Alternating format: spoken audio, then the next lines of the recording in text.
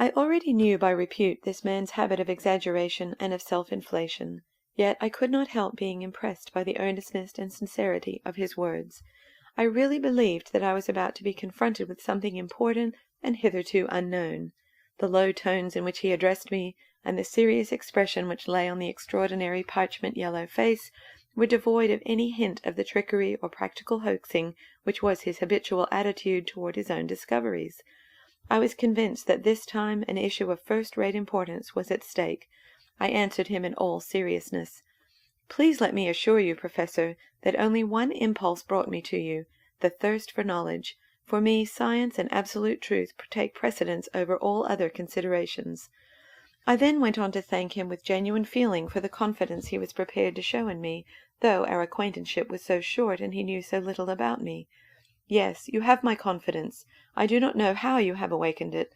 I believe that you have toward these things an attitude which differs completely from that of your co-religionists. Actually, the little that we know of the life and acts of that personality with whom we are concerned, and who has unfortunately molded our history of the last 2,000 years, we owe to a couple of your fellow countrymen, or shall I say, your co-religionists, who have left us their accounts of that life and its activity. They were not free from partisan passion and sectarian interests. These tendencies, ranged on either side of the struggle, have created the figure of that personality. They gave it birth and fashioned its form. You will certainly know," and he pointed a finger at me, "that in the beginning, before the Greco-Roman genius introduced a little order into the labyrinthine chaos of the Pharisaic mentality which dominated the Christian sect, this entire matter of the new faith was a purely Jewish affair. The followers of the new faith and its opponents were both of that human material out of which God had created the chosen people." Despite my preliminary resolution to remain untouched and unmoved by any observation of his, I could not help seeing that theologic disquisitions of this kind threatened to break off our relationship at its very beginning, for he could hardly utter a sentence which was not provocative. I forced myself to answer in the softest and gentlest tones of which I was capable. "Professor, I believe that it would be of mutual benefit if we were to avoid theological discussions which might lead to unpleasantnesses. It would be better for us to confine ourselves to Hebrew instruction and to the factual material." A look of astonishment and anger came into his face, as though he could not understand where I had found the impudence to interrupt his discourse. He muttered something unintelligible between his teeth. Then he lapsed into silence, his searching gaze still fixed piercingly upon me, as though he was at a loss as to what to do next, throw me out without an instant's delay, or first blast me out of my chair.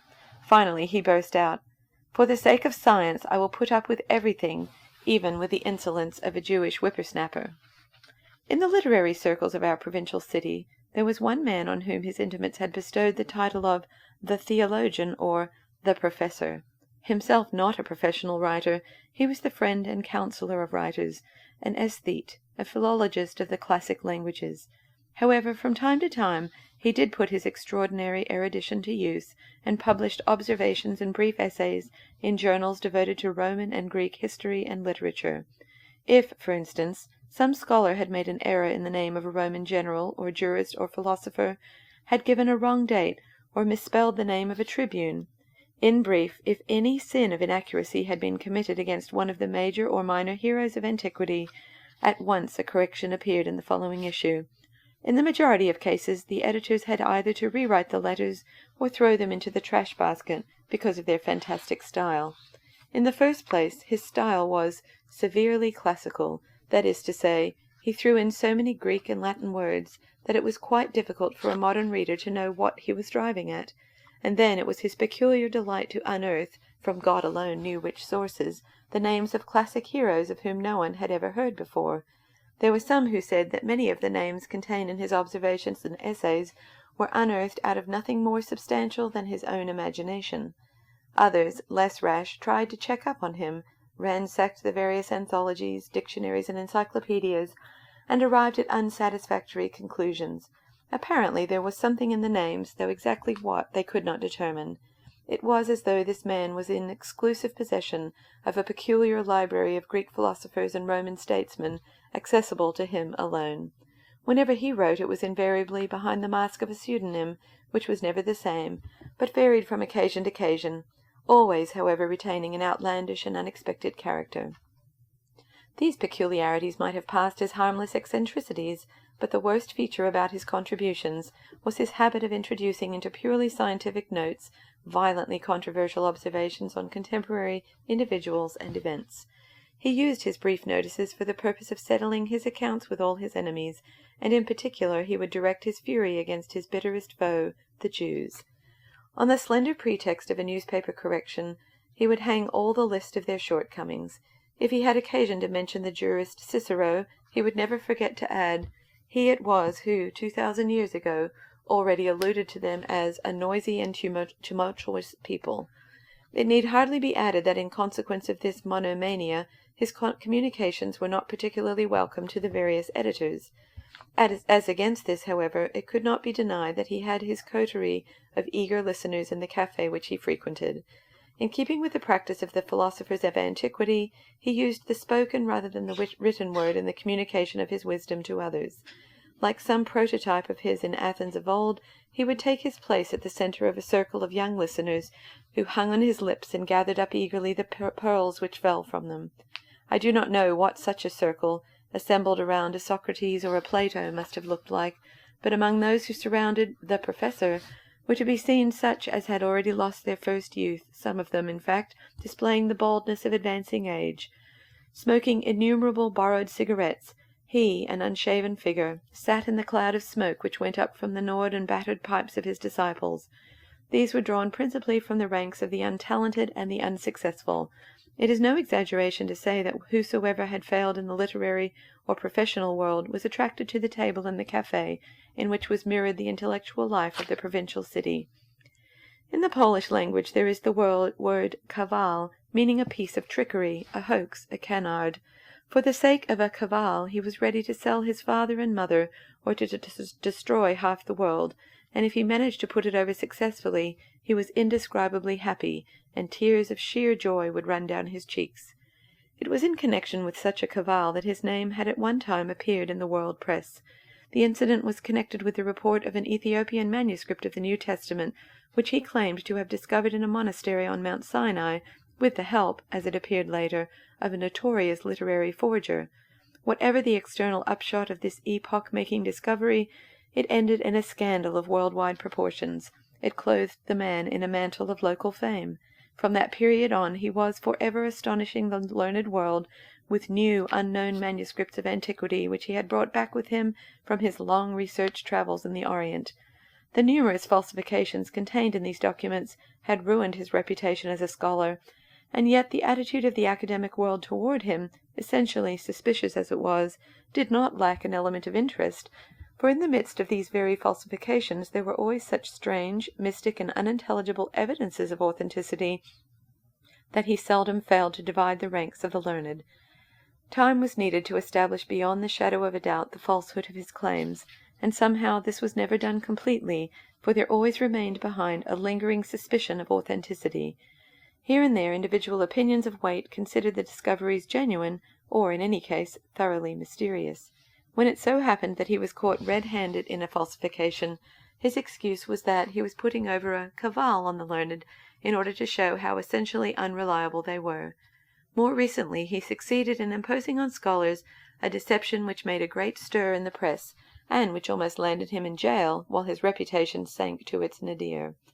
One fine morning he issued through the newspapers a statement that he had found in an old church an unknown Josephus manuscript written in ancient Slavonic, which derived from the 10th century and which had escaped the censorship of the church.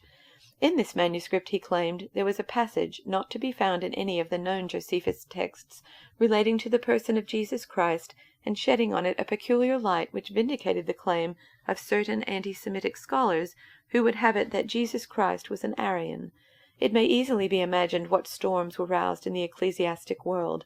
The sequel might have been anticipated. It was established that not only was there no such passage, but that the very story of the manuscript was a wild exaggeration, for what was actually produced was a 2-page fragment of an early Slav chronicle, the genuineness of which could not be definitely proved or disproved. In any case, the incident trailed off into mystery. High representatives of the Church prosecuted him for blasphemy. The trial cost him much effort and suffering, but he did not seem to mind. It was at this trial that he first revealed the symptoms of a strange mental disease. He said he suddenly astonished the judges with the statement that he was a contemporary of Pontius Pilate, the procurator of Judea, and had a first-hand knowledge of the incidents which occurred in Jerusalem at that time from his own participation in them. As will readily be understood, this extraordinary sickness remained a strict secret. The court at once perceived that it was confronted with a case of mental aberration. It was profoundly reluctant to make public fantastic statements which could only add to the damage which the incident had inflicted on the Church. The trial was suppressed. But hardly had the tumult raised by this cavil died down, when he tried to provoke another sensation. This time he claimed to have unearthed, in the shop of a Jewish antiquarian located in the old city of Warsaw, nothing more nor less than the papyrus of an unknown version of the New Testament, in which were contained many new sayings and parables of Jesus of Nazareth, as well as a new account of the crucifixion. Coming as it did after the story of the Josephus text, this discovery of an evangelist did not produce the effect it might have produced. Two sensational-mongering papers gave space to it. The learned world ignored it. He himself attributed the attitude of the latter in part to the jealousy of the learned, and in part to the world domination of the Jews, who were determined to keep his discoveries from the light of day, lest the real nature of the tragedy which was enacted at that time in Jerusalem become generally known. Nor was there anyone anywhere who knew as much about the subject as he himself. For various reasons which he was not able to reveal, he would keep the document secret while he continued to prepare it. At the time in which this account opens, that is, when I made his acquaintance, his star had almost completely set. Personally, too, he had declined. He was no longer as witty as he had once been. His inspirations were less frequent and less interesting. It appeared likewise that he had at last exhausted the discoverer's well of unknown sources. He had become old. He was seen more seldom in the café. It was reported that he was now subject to long fits of depression. He remained locked in his room, or else he passed entire weeks in the university library, rooting among books and manuscripts. I cannot quite explain the reasons which drew me so powerfully to this man, and which made me determined to win his confidence and to hear him speak about those days. All I can say is that I have always been profoundly attracted to that period. Hearing that he stood in need of a man with a sound knowledge of Hebrew, I obtained a recommendation to him. I knew that the contact might be far from pleasant, that he would in all probability insult me at every step, but my mind was made up, and the beginning was, in fact, difficult. There seemed to be no genuine contact between us. I swallowed his insults, and wondered whether it was worth while. Then, when the character of his mental condition was borne upon me, my determination was strengthened. The fact that I had before me a contemporary of Pontius Pilate, a man who had lived in Jerusalem and had personally participated in the repression of the rebellions, a man who had been a first-hand witness of the tremendous events of that time, even though this might be nothing more than an illusion, held me bound to him. And I must confess that I even asked myself whether this was not, perhaps, a case of metempsychosis, a reincarnation of someone out of that period, flung across the centuries into ours.